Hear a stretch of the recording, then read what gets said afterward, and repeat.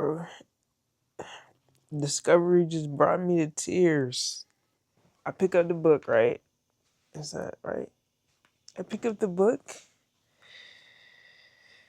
Now, the important thing to know is that I read this book. I started it in 2024. And I was reading it during basketball season. Niggas was clowning me because I was reading. Oh well.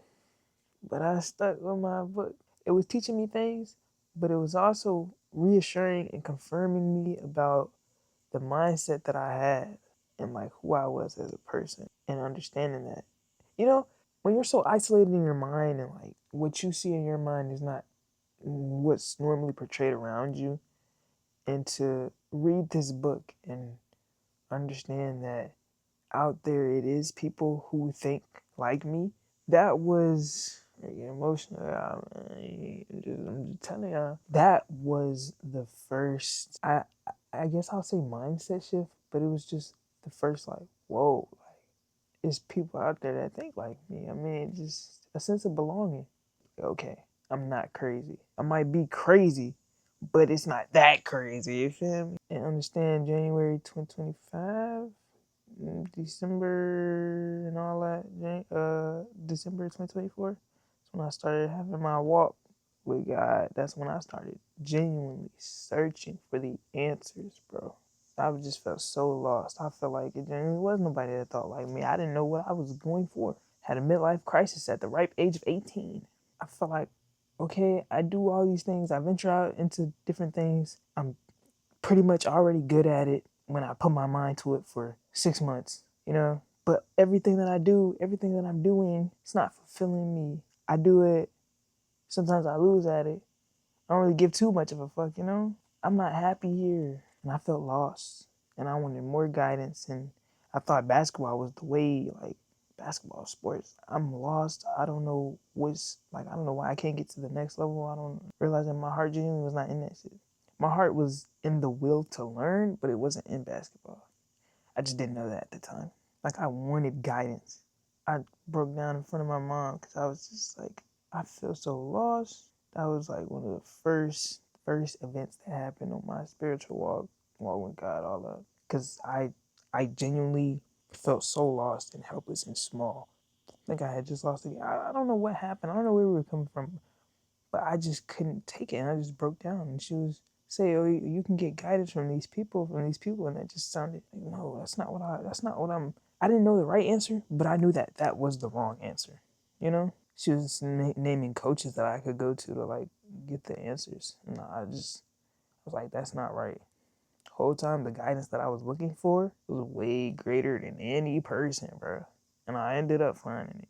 And then she got me this book. I don't know exactly why, but yes, it's the AJ Brown book. This book was the first stepping stone to the answers that I was looking for. And it had the exact feelings that I felt 555 when I just said that shit. And it had the exact feelings that I was looking for or feeling, and basically saying that other people experience this too.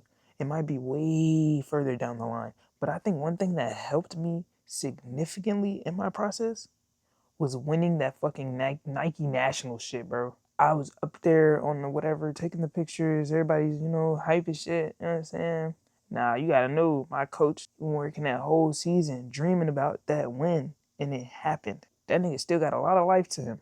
It's no telling that he gonna keep going back to the championship and keep winning those games. A lot of his good players just left. So when he go up there and he can't get a good season, or say it's just one of those, you know what I'm saying? What is he gonna feel? Do you just feel like you already made it? Is that just enough for you? You gonna keep living, you gonna keep waking up every day. You gonna keep, you know what I'm saying? But he gotta know that like he changed people's lives, but I don't think he operates every day like, you know what I'm saying, I'm changing people's lives out here. Like, you can do some grimy shit when your whole entire focus is just on getting the win. Cause at that point, you'll do anything. You'll do anything for something you love. So if your love and desire and greed is all in money, you'll do some grimy shit for money. If it's for winning, you'll do some grimy shit for. You'll do anything to get there. But understand, when your love and moral value, like most important moral value, is something that cannot be taken from you, something that's outer worldly, you know what I'm saying? Something you can take to the grave eventually, like changing people's lives. You'll do anything to change somebody's life. the sacrifices aren't as crazy anymore, you know? Because at the end of the day, it's on the good side. In this book, I didn't even mean to get the yapping on that subject. I just want to tell y'all why that shit brought me to tears, because like, understand the state of life that I was in. Like, I was looking for guidance. I was finding it. That's who I was. I was searching for guidance. I was literally looking for God, bro. Didn't know it, but yeah, that's what it was. And I just had to become so hungry to learn and understand that, yeah, I have a purpose that's way greater than this. Like, I mean, you can know that, but it's hard to conceptualize that when the entirety of what you're doing is completely external. When you're doing things just because you're good at them and you get praised because you're good at them. Like, understand that. Even with school, I would get praised for doing good in school. Then the praises stopped. Then I didn't care to do it anymore. I genuinely never wanted to do that. I just happened to be good at it. It wasn't something I could sit there and like, oh my gosh, like my first B was because I didn't feel like doing the fucking work. You know what I'm saying? First C, didn't feel like doing the fucking work. Like, that shit got old. It's not like I wasn't smart enough to get this shit done ever. You know? I just genuinely did not feel like, and you know, as grades go higher, as I'm, you know, doing fucking pre-calculus now, that shit not gonna slide. Like, mind you, 10th grade, by the way. All right, because you genuinely have to start putting work in to get in these places. Like, I'm doing algebra in the 7th grade, by the way. COVID saved my ass. That's the only reason I only reason I passed algebra was because of COVID, bro. Oh my gosh. Boom. Classes start getting harder. Workload comes a little bit more. ChatGPT is born. Okay, I graduate. Yeah, bro. I need a fucking honorable mention on my diploma. ChatGPT. I ain't even gonna do all that. Like, I did my work, bro. I got stuff done. But physics?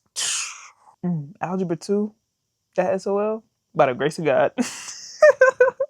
Apart from school and shit. Okay, sports too. Track. I was good because you know what I'm saying? I was just good. You know what I'm saying? Like, I was just good. I was just athletic, bro. I was just athletic. I was an athlete, dude. Basketball, track, volleyball. When it gets to the point of like, oh, okay, you actually got to put real work in this. You got to put real hours in this. It starts to dwindle down because like, that's not what I want to do.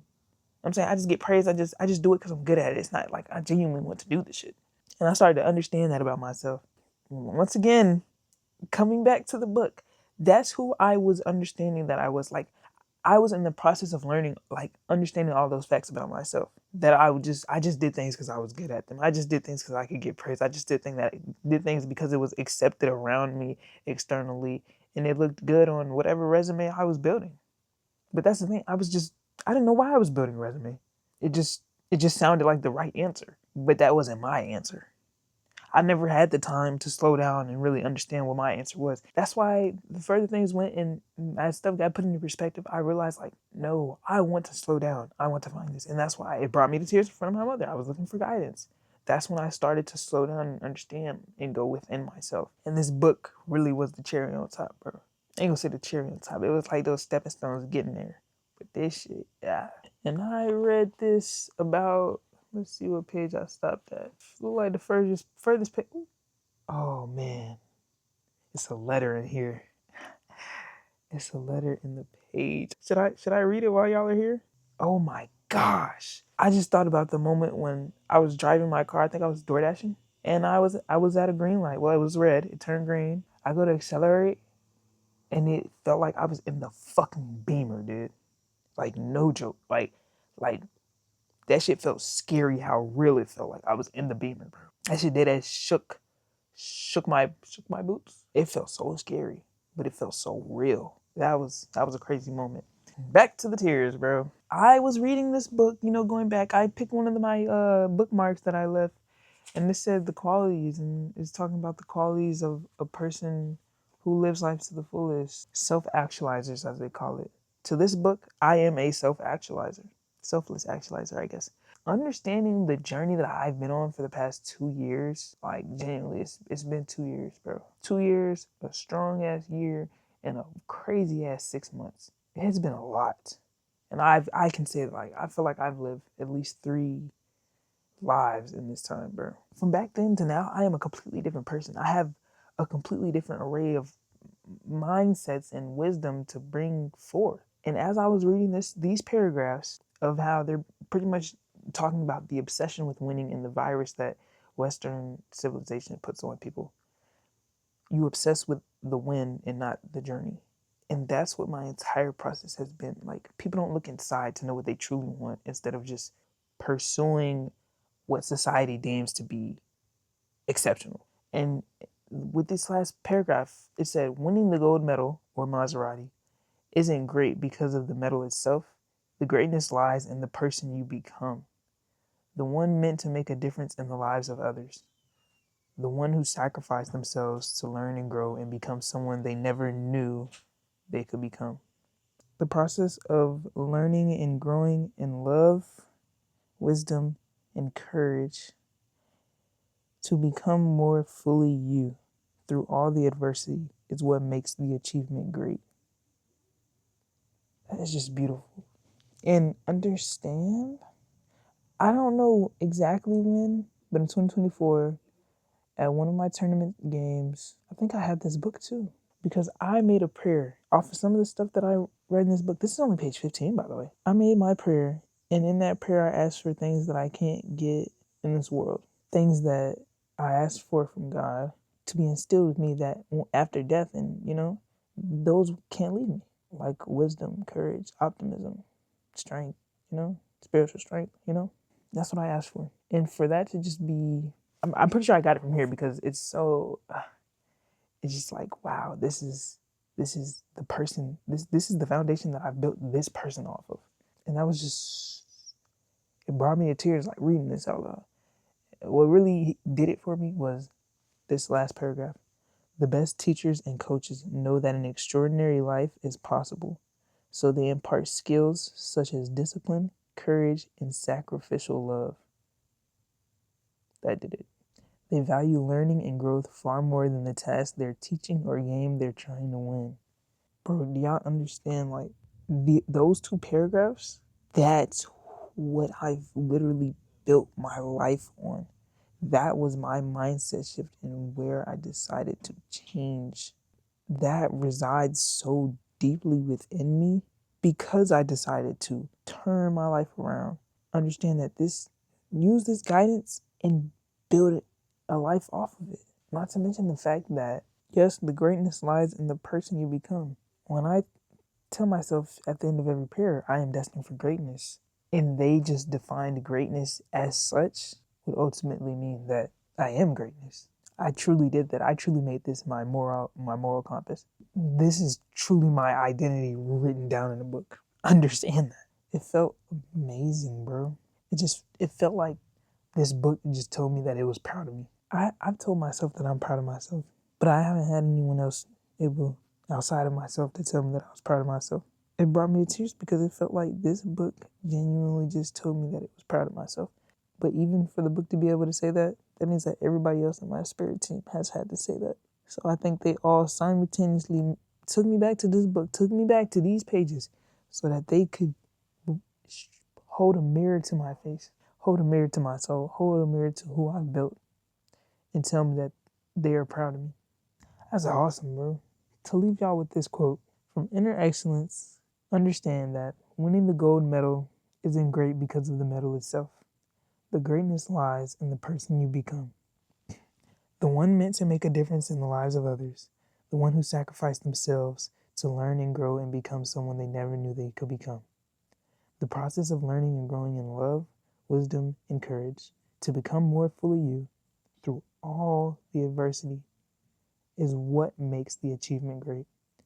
The best teachers and coaches know that an extraordinary life is possible, so they impart skills such as discipline, courage, and sacrificial love.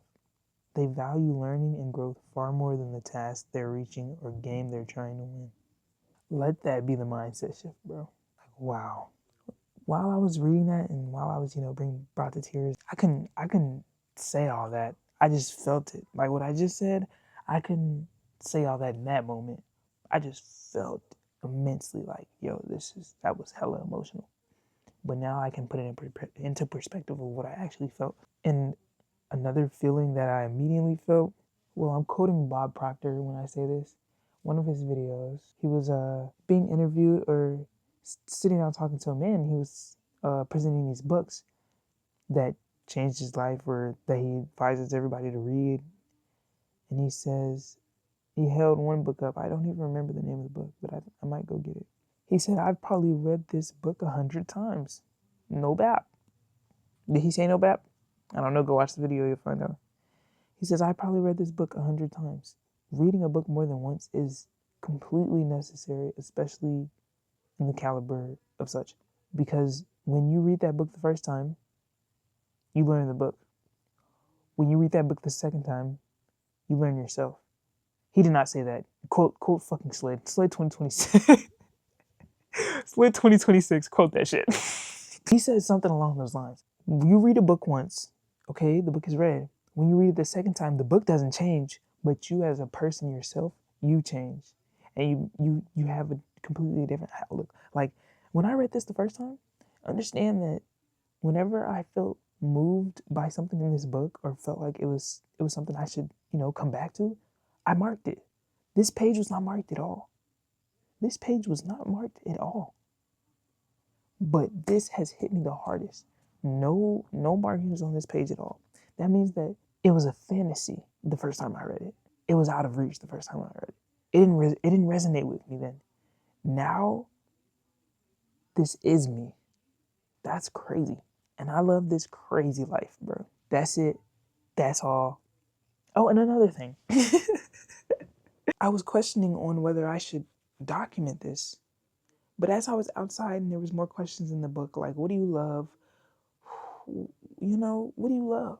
Because what you love determines ultimately your value as a person. Because what you value is what you'll exude value of. If that makes sense. It should, but if that makes sense. And I was wondering, like, what do I love? I love expressing myself. Although I don't do it towards people, I kind of fear that, expressing myself towards people, because in the end, I don't truly care what you say, and I don't fully feel like you deserve to hear what I say. I feel like when I talk, it is sacred. So there's a fear of expressing myself to others, because what if you truly don't deserve to hear what I have to say?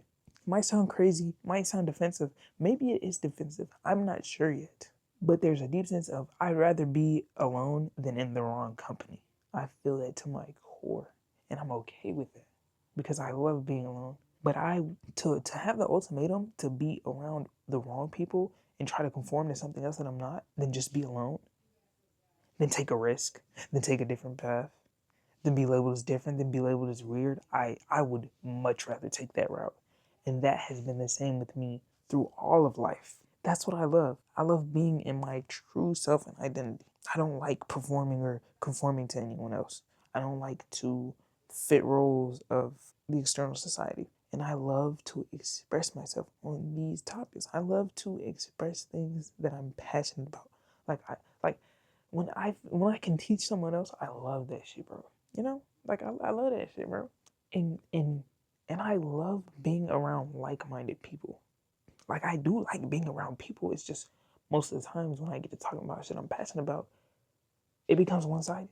But as I started just recording videos to document and journal when I couldn't write down things, as I started to document and journal, I realized, hey, I like just getting up here and talking in front of my phone. And then I was like, oh my gosh, I'm losing storage. But I like rewatching these videos.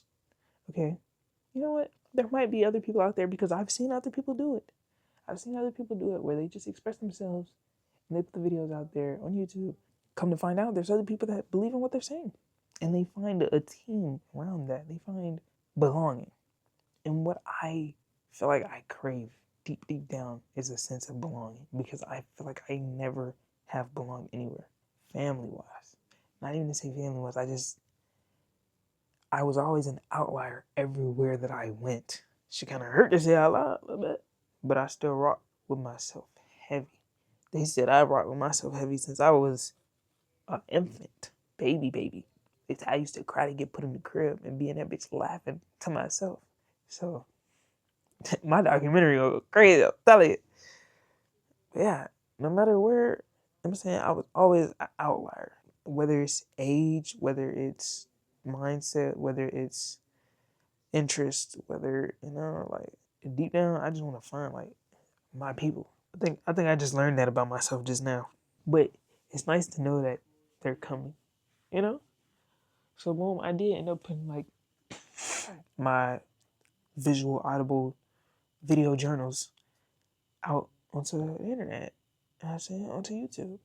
As I made those videos, boom, phone started losing storage. I'm like, okay, this is it's a bottle cap. Got the Osmo. Now, I didn't get the Osmo because I want to be some crazy YouTuber and vlogger, and really fit into that. That wasn't the reason behind it. I got it because it held storage. It made this smoother. It was something I felt like I needed because it made me feel closer to what I genuinely enjoyed doing. That's why I got it. And then after getting it, I realized like, damn, this is some people's dream to get like to this point. So getting this camera did it to get closer to the things that I enjoy doing with less friction. And it's funny because now it kind of does feel like I'm a YouTuber. It feels like I produce like with this camera, it feels more official. And it's just so crazy to think because when I was a youngin, and I had a phone and I had YouTube. I used to record YouTube videos, just me and myself, and I just liked making videos and watching them back and laughing at myself, hoping I made someone else laugh. I genuinely enjoyed that shit. That was something I did in my spare time as a kid. If y'all want to go watch the videos, I can give y'all the jump because sometimes when I'm making videos now, I be feeling like I be feeling like that little kid. So, oh fuck,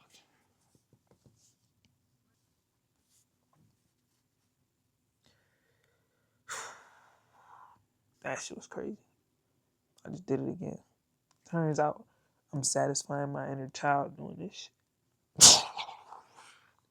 Hey man, this shit really real, bro. I'm understanding this this reset where I'm supposed to be. I'm doing this like to hear God more. That's why I was doing this. Clear out the noise. So no music, no social media, no social intake. That's what I did during the 90 day. I focused on creation instead of consumption because that was the vice at the time, and it's a big vice for a lot of people in America. I mean, our country's built on consumerism. The thing is, I still kind of focused in on consumption. I wanted to consume higher self and God, but I'm realizing this was not this 3 day whatever. It was not meant for that at all, and it hasn't been used for that. And I feel like I was kind of not doing it right because I'm like I'm not even hearing nothing for real. I'm not even making no connections for real. So I was like, I'm gonna go outside. I'm gonna pick up this book. Even yesterday when I was making that vlog, a month's recap. This has been a time for reflection. I have been reflecting on everything that I've done, and I could not be prouder of myself. So this is the closing of a chapter, no doubt. Like deadass, we're coming to the conclusion right now. And the conclusion is who I've left and who I've become, and to understand how great this achievement is.